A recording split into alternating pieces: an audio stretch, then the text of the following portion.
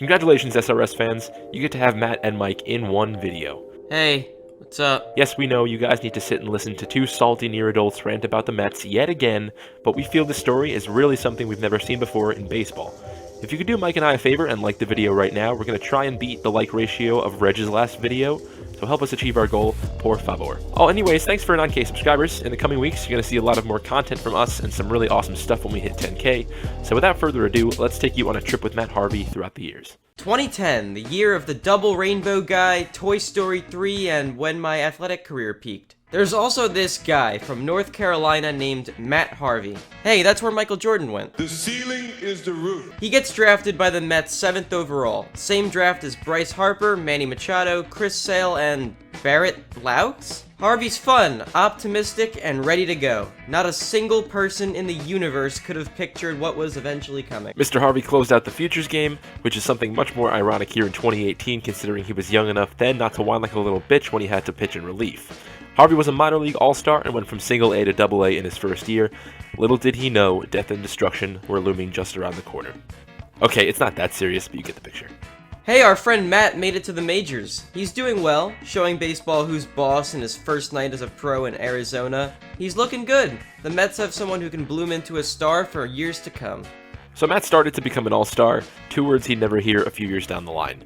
He flirted with a few no-hitters and became known as the Dark Knight of Gotham. He got the chance to start the All-Star game at his home ballpark, but that still doesn't beat his accomplishment of getting to pose nude for an ESPN magazine. In that same month as well, he expressed his desire to date women like Derek Jeter, so you could clearly see the early stages of douchebaggery starting to come to light.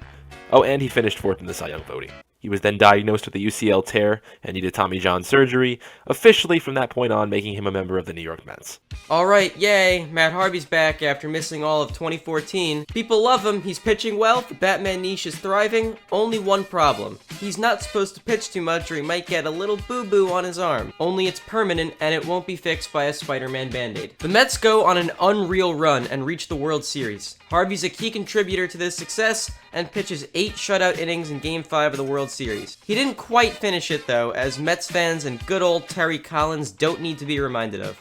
But in short, Matt Harvey's good. In a miracle year for Major League Baseball where the Cubs had finally won the World Series, Mr. Harvey couldn't really win much of anything. Just when you thought Harvey couldn't look any dumber, he does, and like love, found a way.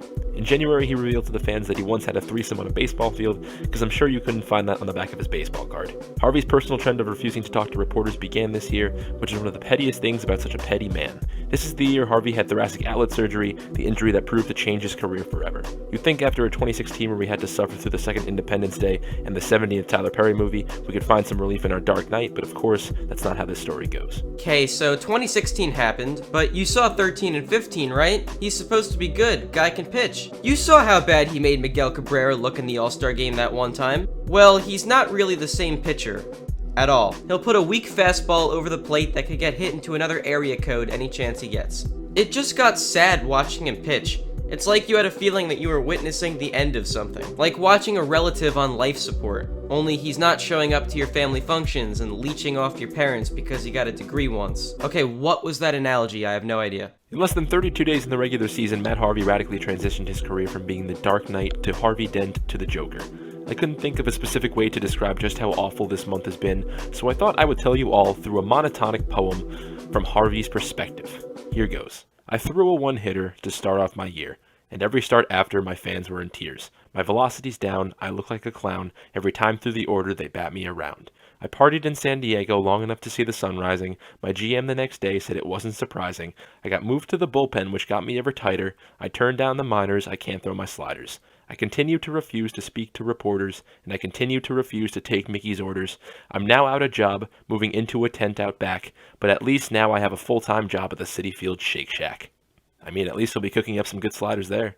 Yeah, Matt Harvey has one of the craziest tales of like highs and lows in baseball history, and we had to talk about it as Met fans especially, because this is going to be crazy when he inevitably washes up with the San Diego Padres and throws 100 miles an hour somehow.